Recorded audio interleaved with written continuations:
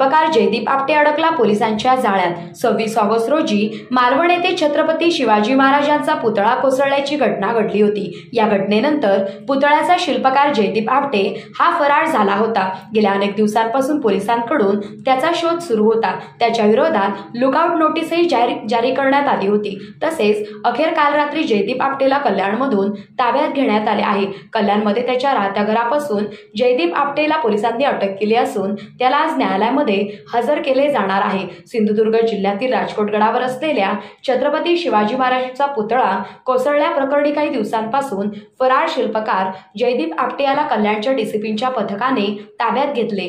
जयदीपला सिंधुदुर्ग पोलिसांच्या स्वाधीन करण्यात आले आहे। गेल्या अनेक दिवसांपासून पोलिसांना गुंगारा देत असलेला जयदीप आपटे अखेर राहत्या घरी सापडले असल्याची माहिती समोर आली आहे। जयदीप आपटे आज रात्रीच्या सुमारास आपल्या कुटुंबियांना भेटण्यासाठी घरी येणार असल्याची माहिती कल्याणचे डीसीपी सचिन गुंजाळ यांना मिळाली होती। सचिन गुंजाळ यांनी सचिन आपटे याला अटक करण्यासाठी 2 पथक तयार केले।